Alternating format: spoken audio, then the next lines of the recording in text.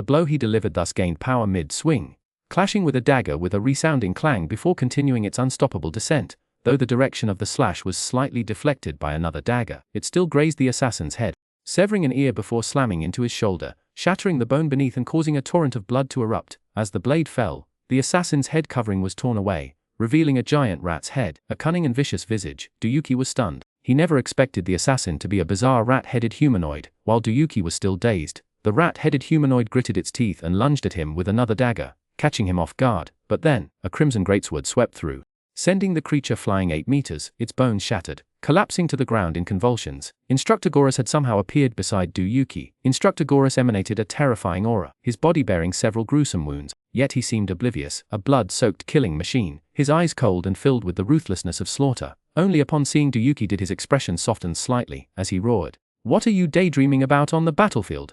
Duyuki snapped back to reality, rushing to assist, intercepting another rat-headed assassin's attack. Without the cover of that hazy white mist, the threat posed by these grotesque creatures was reduced by at least half. He noticed that the glow on the inherited katana had noticeably dimmed. At the same time, Duyuki keenly observed that these rat-headed assassins had already endured a fierce battle, bearing fresh wounds and damaged armor, indicating that they were at their wits' end and incapable of sustained combat. Therefore, as long as Instructor Gorus held the front line for a short while, supporting the others with him as the core, the enemy would soon collapse. It's undeniable that Duyuki's observation was meticulous and delicate. If things truly unfolded as he envisioned, his predictions would have been spot on. However, things in this world rarely go as planned. For what followed was a series of cackles echoing from the mist. The laughter was eerie, sly, and unnervingly shrill, making one want to jam their fingers into their ears. Then, a hunched figure emerged from the fog, walking with a twisted gait. He wore a crumpled yellow suit, a bowler hat perched atop his head, his nose smeared with thick white paint, his face a canvas of gaudy colors, his mouth grotesquely painted into a wide, unsettling grin. He was unmistakably a clown, indistinguishable from those in a circus, except for the black skull levitating in his left palm. 2 points of terrifying light glowed from its empty sockets, and eerie flames flickered around it. A tattered rope, or perhaps a tie, hung around the clown's neck. The stone resembled ordinary crystal, with 7 or 8 facets, yet from any angle, it appeared inscrutable, as though a swirling mist was trapped within, emitting unsettling waves. Chapter 028. A terrifying enemy.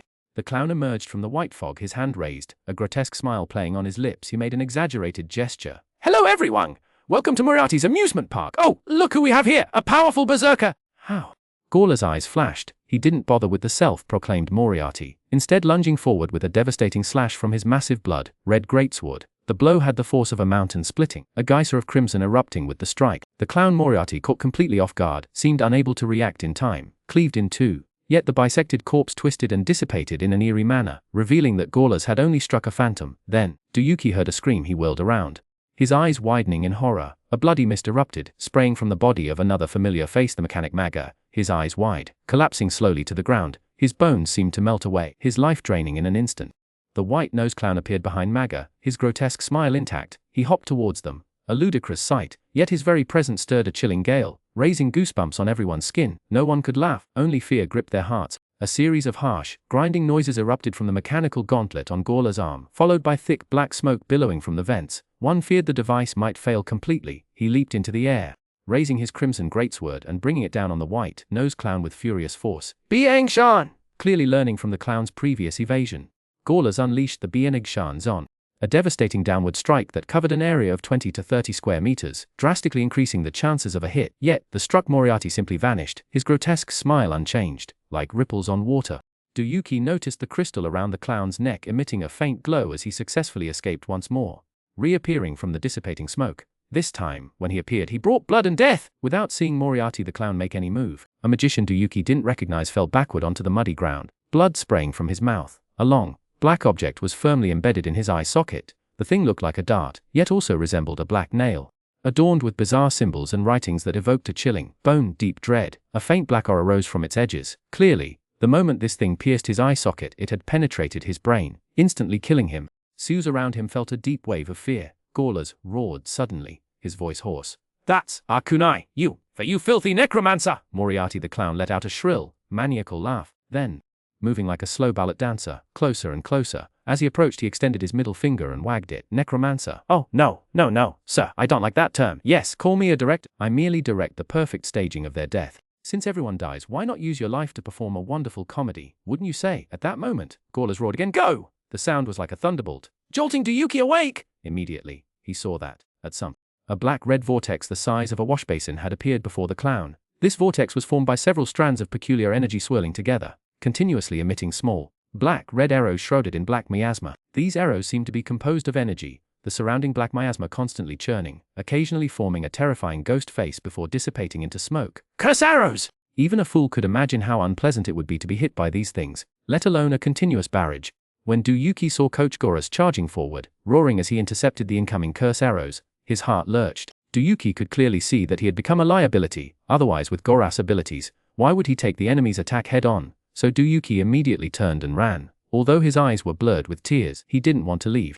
But staying would only cause more harm. Looking back after running 20 meters, Duyuki saw Coach Goras exhale, unleashing a massive crimson cross in retaliation, and felt a slight sense of relief. Looking back after running 40 meters, Duyuki saw Coach Goras roar and swing his sword, the bloodlight on him becoming more intense and viscous, mixed with a large amount of black-red energy. Looking back after running 100 meters, Duyuki gasped. He saw that a seasoned and powerful warrior had lost his balance, flung into the yang wildly. Simultaneously, Moriarty the clown let out a strange, cackling laugh. The burning black skull he held in his left hand suddenly flew out, piercing through Instructor Goras' chest. The black skull seemed light as a feather as it flew, but upon contact with Instructor Goras' body, it was like a red-hot knife through butter, effortlessly plunging in and then emerging from his back. In an instant, the black skull transformed into a horrifying skull of blood. Instructor Goras' chest now bore a gaping hole. The flesh was mangled, a full bowl's width in size. Duyuki could even see the body of the fallen black axe through his back in the fog. Chapter Oda 29. Fall. Suffering such a devastating mortal wound spurted out a mouthful of blood. His strong burly body swayed, finally unable to support itself and collapsing to his knees. Before falling completely, however,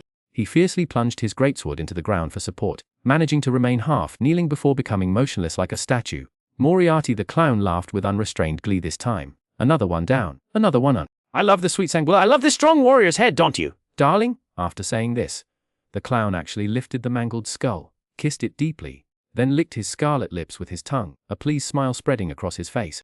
At the same time his pupils reflected Duyuki's figure in the distance. The clown's signature smile returned to his face. It's strange, isn't it? A mere ant like you makes my heart race. That's a heinous crime, my dear. So don't run. Die a painful death under this clown's direction. With that the white-nosed clown Moriarty chased after Duyuki, but as he passed Goras' half-kneeling corpse he felt an intense threat. For in that instant, Goras, who was clearly dead, suddenly opened his eyes!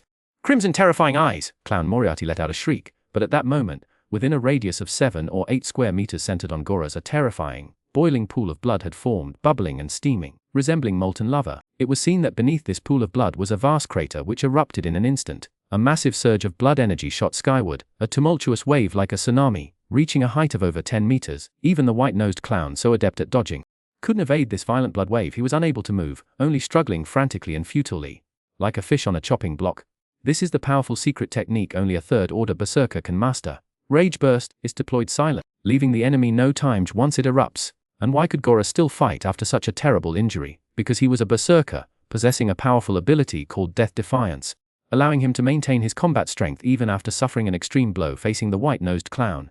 Impossible to dodge amidst the surging bloodlust, Goras, resembling a blood-crazed demon, swung his greatsword. The blade, dripping with thick blood like echre, seemed to burn, slicing through the air in a flurry of blows. The clown could no longer escape, as if trapped in a meat grinder. Despite his defensive maneuvers, blood spurted from his body as crimson light flashed across him, executing an arcing upward slash. The sword's energy, fierce and unrestrained, sent Moriarty the clown flying, his body stiffening mid-air. He then extended his hand, gripping the clown's throat with brutal force.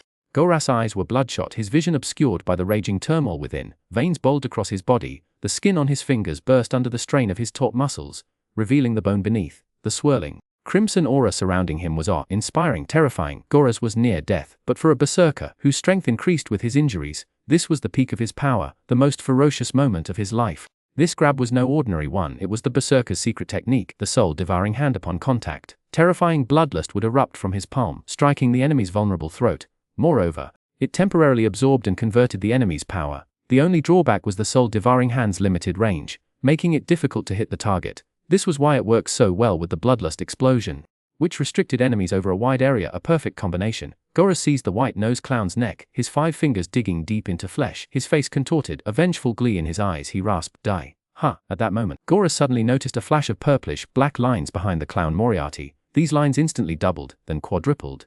then multiplied into 8, intertwining and weaving in the air. In the blink of an eye, a terrifying illusion of a vast, purplish-black spiderweb appeared, its overwhelming presence surging towards him. What the hell is that?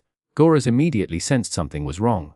A terrifyingly strong force emanated from the white-nosed clown's neck. Threatening to wrench his hand free, he had to preemptively unleash the blood energy from his soul-devouring hand. With a deafening roar, blood energy erupted from Gora's palm like a fiery torrent, extending 5 or 6 meters. Moriarty, tumbling end over end in the air 7 or 8 times before hitting the ground. Though his grotesque grin remained, his neck was charred black, as if recently seared by flames, with patches of dried, withered skin peeling off. Even more shocking, the blood energy blast had seemingly damaged his clothing. His suit was torn and scorched, hanging loosely from his collar.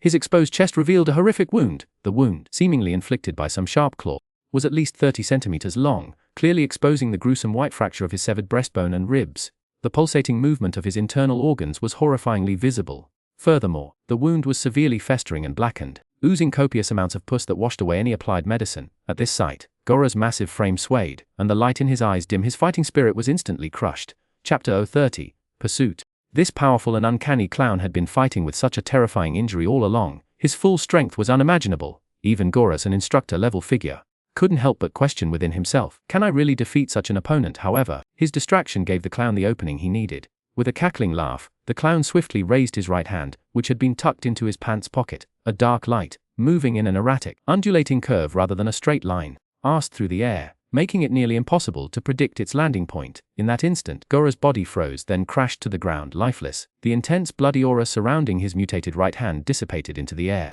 For a black kunai had plunged deep into his eye socket, piercing his brain. Gora's chest wound was already fatal. This new, devastating blow proved too much. He fell dead. His death triggered a chain reaction. Goras, the instructor, had been the backbone and strongest member of this hastily assembled team. Witnessing his fall, the remaining fighters, their spirits broken, immediately scattered. Moriarty, the clown, with his uncanny gait, tiptoed to Gora's side, withdrew the kunai. He then looked in the direction Duyuki had fled, cackling. Little bug, run, I love your scent, the unease you bring. So, fear, be uneasy, suffer. Only then will your flavor improve. Muttering to himself, his figure began to fade, then vanished in a gust of wind. A flash of light from the crystal on his chest revealed his true form 30 to 40 meters away. His speed, his tracking method, were ghostly, terrifying. Duyuki was unaware of these events. Seeing Gora's chest pierced, he turned and fled with all his might. He was almost certain no one could survive such a devastating injury. Instructor Goras had sacrificed his life to buy time, to delay the monster. Duyuki had to live to honor his sacrifice. Failure to escape would render Gora's death meaningless. The furious run was sucking the last breath from his lungs, the mud beneath his feet growing heavier with each stride. Duyuki could feel a throbbing pain in his temples, a sharp pulse that intensified with each beat of his heart. He gasped for air, his throat parched and burning. The exertion, amplified by stress, was taking its toll. In the end, he could only grit his teeth and drag himself forward, step by agonizing step. He saw a steep hillside to his left and a sheer drop, a chasm or perhaps a cliff, to his right. Looking back, all he saw was a silent, fog-shrouded void. Relief washed over him. Suddenly, a dark figure wielding twin daggers leaped from the bushes beside him, a rat man assassin. Without a word, it lunged for Duyuki's eyes! The attack was utterly unexpected. Fortunately, the slick ground caused the assassin to stumble mid-leap, giving Duyuki a fraction of a second to react. Otherwise he would have been impaled. Even so, the violent evasion sent Duyuki sprawling into the mud. The ground was slick, and his hands came away covered in thick, clinging.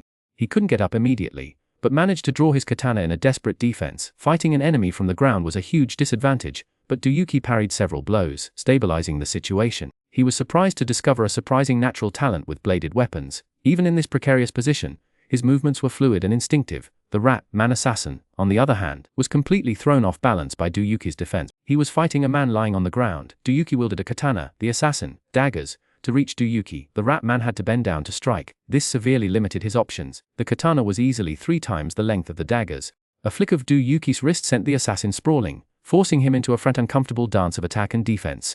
Duyuki's position resembled a classic Chinese martial art, similar to ground-lying sword techniques, a low-to-the-ground fighting style focusing on lower body strikes. The rat man, on the other hand, felt like he was facing a coiled viper, or a turtle withdrawn into its shell, difficult to find a weakness, and even then, he had to worry about a retaliatory strike. The fight was becoming increasingly difficult. Duyuki almost suffered a counter-stab due to a lapse in concentration. The rat man assassin's eyes reddened with rage. With a sudden cry, it hurled both daggers. This exposed Duyuki's weakness! Lying on the ground, mobility impaired, he could only parry the ranged attack. With 2 ringing clashes, Duyuki deflected the daggers, but his sword hand went numb, the skin on his knuckles splitting open and bleeding. The pain was excruciating. The rat man pounced, kicking Duyuki's wrist, sending his katana flying. It then lunged, its sharp teeth bared in a snapping bite, releasing a stench so foul it nearly made Duyuki vomit. The two became primal beasts, rolling and wrestling in the mud, their guttural roars echoing. The rat man assassin, with unnervingly sharp eyes, recognized that Duyuki's skill relied entirely on his katana traded blows, sacrificing its daggers to disarm Duyuki.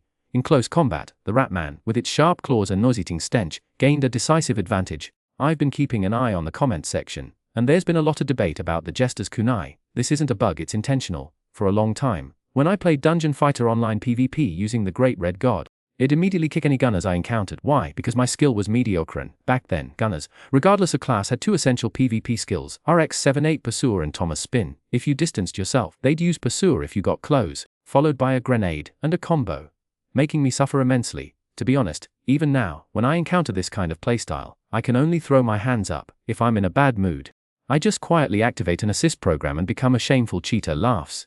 People accept gunners learning Thomas Spin and grenades simply because these skills are effective, powerful, have short cooldowns, and wide attack ranges. Many use them, so it seems natural. So why can't a necromancer learn kunai? Because kunai is a niche skill. If one day it's revamped to become auto-tracking, with incredibly high damage, plus stun and electric shock effects, I bet all Night Lords would max it out immediately. And nobody would ask me this question anymore. Someone might say, you're just making things up. Kunai could never become that strong. This brings us back to the genre of this book. Why isn't the final apostle classified under game fiction, but fantasy?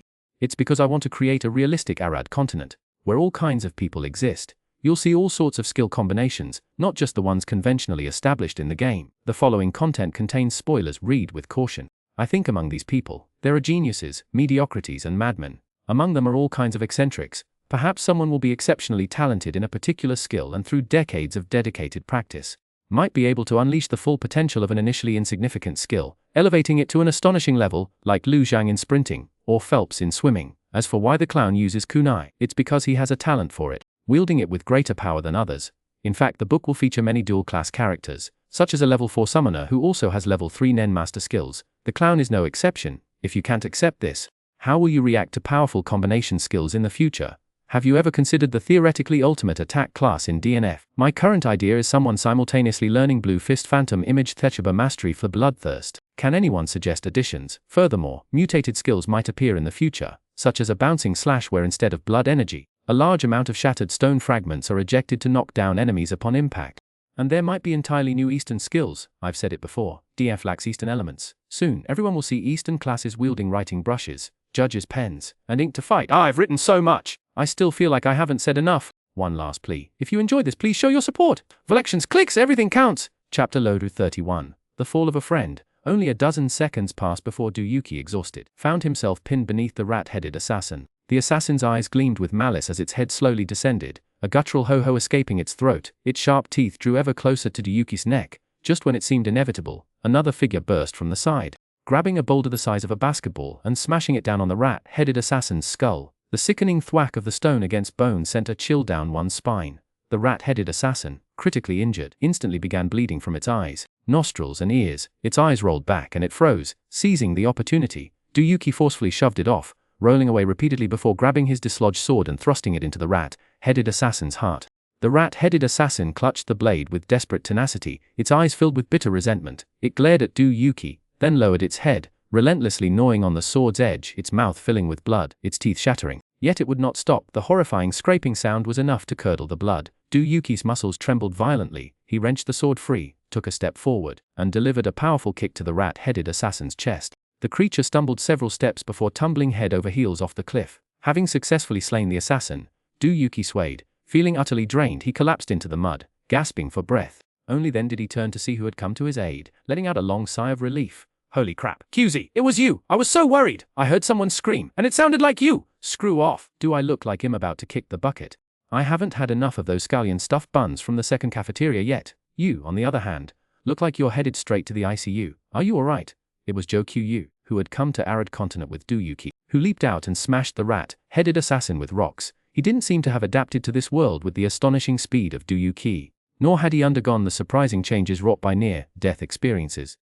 However, Joe Qu possessed a tenacious vitality like weeds, and more importantly was as inconspicuous as weeds, thus appearing far more carefree and relaxed than Duyuki. Duyuki winced, pulling himself up from the muddy ground. After stretching his limb, He let out a long breath and said, "Thank goodness, it's only superficial wounds, no broken bones. I found out we've been summoned to this world, and will be able to go back when the time comes. As soon as I get back, I'm heading straight to the medical room to get a bunch of shots: plague vaccine, rabies vaccine, tetanus vaccine.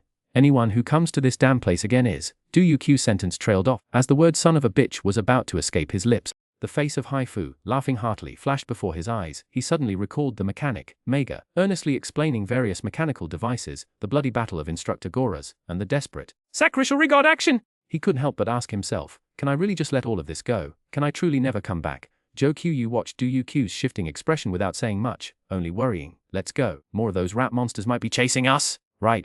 Du Yuqi snapped out of his reverie, casting a worried glance behind him. Seeing no movement in the swirling mist, he breathed a sigh of relief and painfully pulled his foot from the mud, continuing forward with Zhou Qiuyu.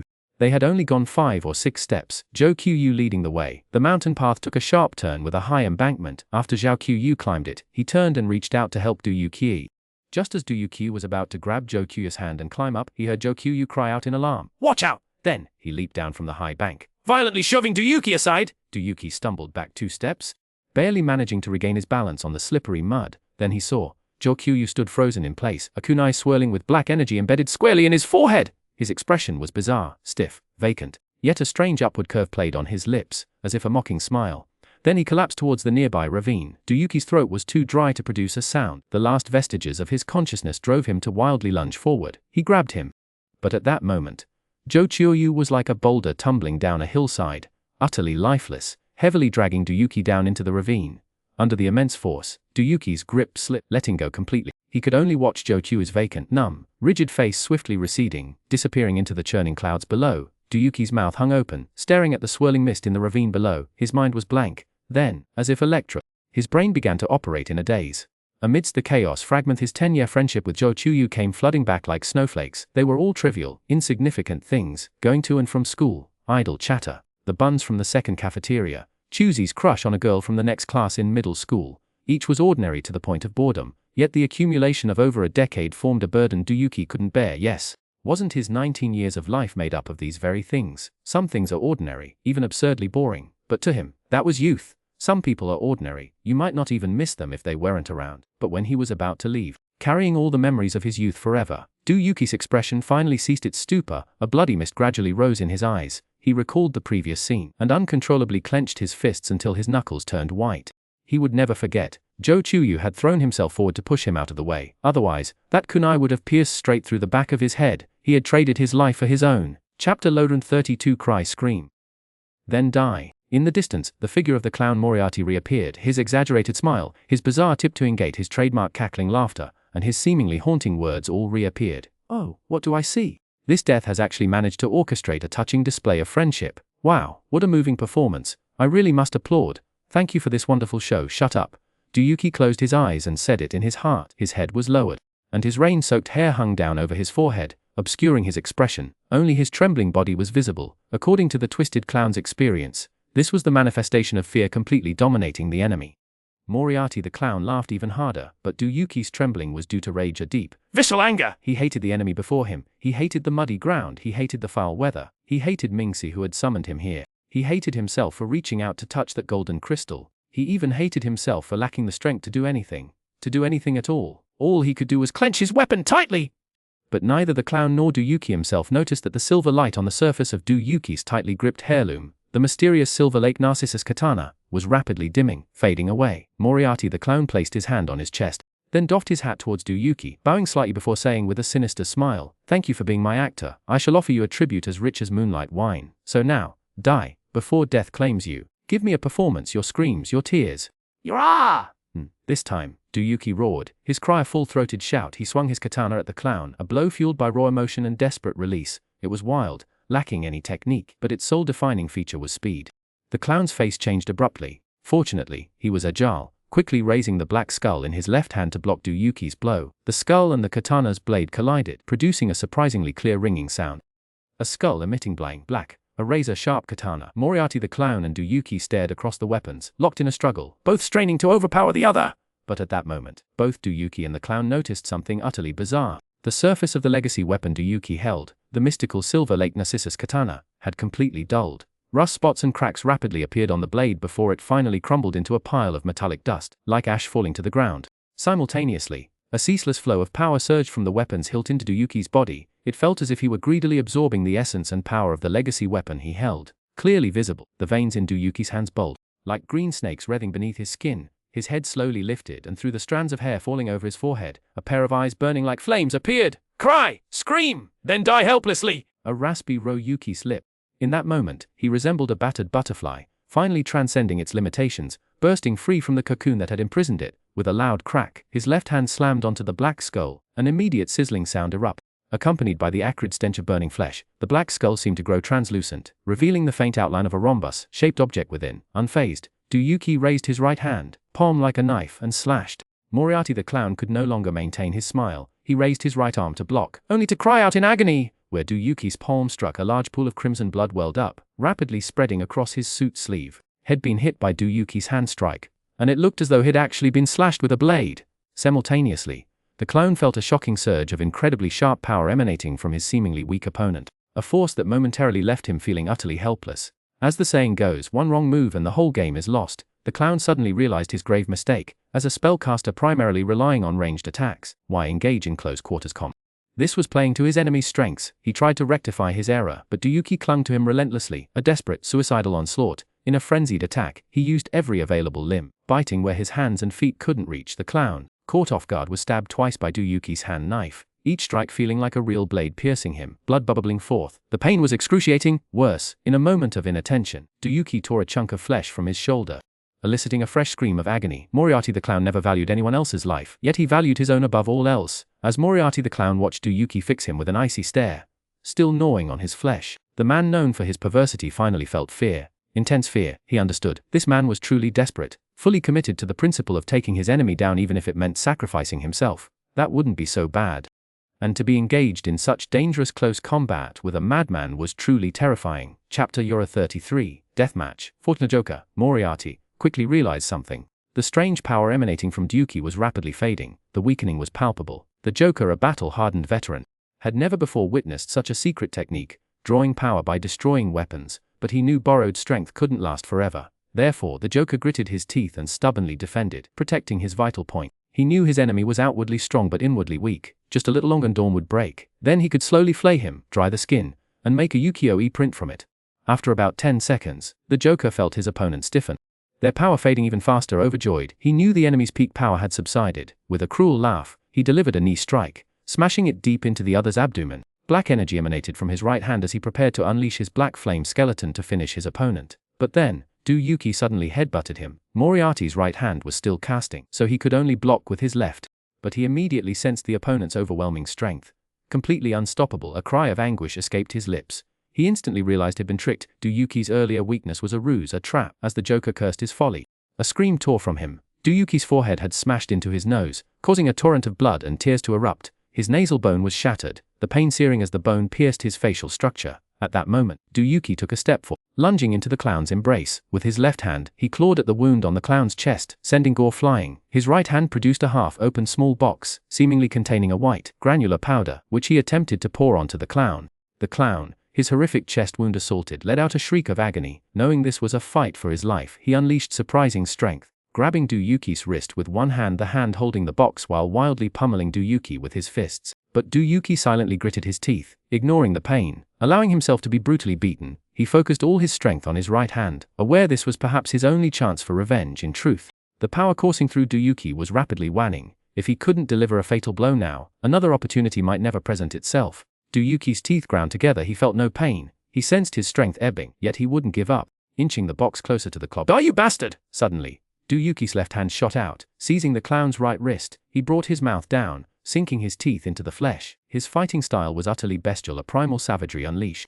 A sickening crunch echoed as, despite the clown's quick recall, Duyuki bit off his ring finger. Seizing this opening, Duyuki flung the box forward, coating the clown with the white powder. Even the gaping wound on his chest received a significant portion. Taken completely by surprise, the clown had no time to react, only to scream in agony. Then, Duyuki opened his mouth and spat out a mouthful of blood, which landed on the white powder. An immediate and violent chemical reaction erupted. A booming purple-red flame accompanied by crackling explosions, engulfing everything dusted with the powder. What's the white powder in this box? It's the sodium hydride that Du Yuqi took from the chemistry lab table when he picked up Zhao Qiyu.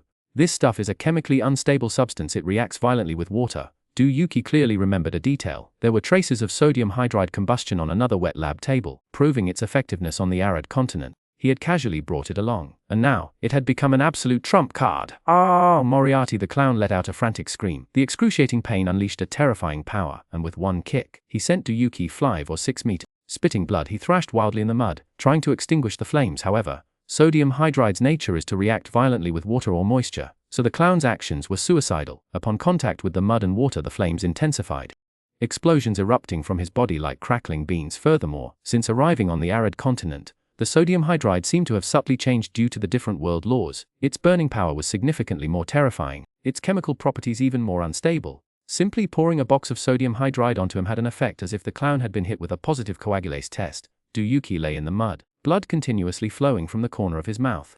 Every bone in his body felt like it was going to break. Even moving a fingertip seemed to require immense effort. Yet, he stared unblinkingly at his enemy. He would watch this man die. He would watch the clone burn to death. He would avenge his friend.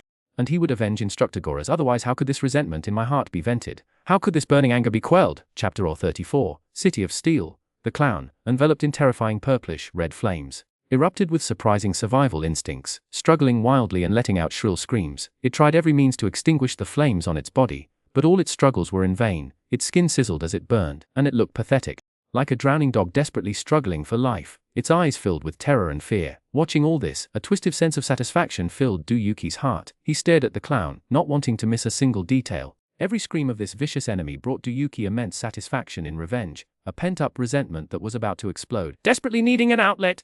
What's going on? But at this moment, Du Yuqi suddenly found that everything before him was blurry, as if everything he saw was veiled by a faint, hazy mist. He initially thought his eyes were playing tricks on him, but after shaking his head, he realized it was real. A strange power flowed through his body, and he could clearly feel a vast wall gently but firmly repelling him, severing the myriad connections he had formed with the Arad world one by one. Simultaneously, in the far distance, a large presence felt exceptionally familiar began to resonate with him. This should be Earth. An understanding instantly dawned on Du Yuqi. His summoning time was up, or perhaps Mingxi, who summoned him, had encountered an accident, and he was being forcibly returned, though that seemed less likely. I have to leave now. That's acceptable. At least I got my revenge! At the thought, tears welled up in Du Yuqi's eyes. They had come into this world together. Yet now he was going back alone. He suddenly realized he was still biting half of the clown's severed finger. Something on the finger was scraping his tongue, causing a sharp pain. He spat it out in disgust. Discovering a black obsidian ring with a faint aura on the broken fingertip, he picked it up and pocketed it. At that moment, Du Yuqi felt the resonance between himself and Earth grow stronger. A powerful force arrived, carving out an independent space around his body. From the outside, the figure of Du Yuqi, lying on the ground, was enveloped by a faint white sphere of light, his form gradually fading, about to disappear at any moment. The Luku insect shell he wore began to rapidly disappear, disintegrate, and turn to dust. Its existence clearly depended on the unique world laws of the arid continent. Without magical protection, it could withstand the impact of these laws. Du Yuqi was severing his connection with Arad, so it naturally vanished. After adapting to the changes around him, Du Yuqi prepared to leave, but still on Arad, he suddenly heard a buzzing sound. It wasn't loud, but it resonated in his ears like a dull roar. And for some reason, the sky ominously darkened. Du Yuqi instinctively looked up, and froze, hardly believing his eyes. For, at some point, a massive floating mechanical fortress had appeared in the sky. This mechanical fortress was at least the size of a small town. Its proximity to the ground gave it an overwhelming presence, seemingly occupying half the sky. The fortress was a distinct iron blue, its massive steel components rugged and angular, exuding a brutal industrial aesthetic. Despite the hundreds of meters of distance, the lights within were clearly visible, as were numerous figures running and operating machinery. Thick smoke billowed from the exhaust vents, spreading like dark clouds across the sky. Compared to the size of the mechanical fortress, the people within seemed impossibly small, emphasizing its colossal scale. For some reason, the moment this enormous mechanical fortress appeared, Du Yuqi felt a premonition of ill omen. Immediately afterward, an opening slowly unfolded beneath the fortress, emitting a several hundred-meter-long beam of orange light that directly shone upon the nearby clown. At this point, the clown Moriarty appeared utterly exhausted, near death, allowing the purplish-red flames to sear his skin with a crackling sound without so much as a twitch.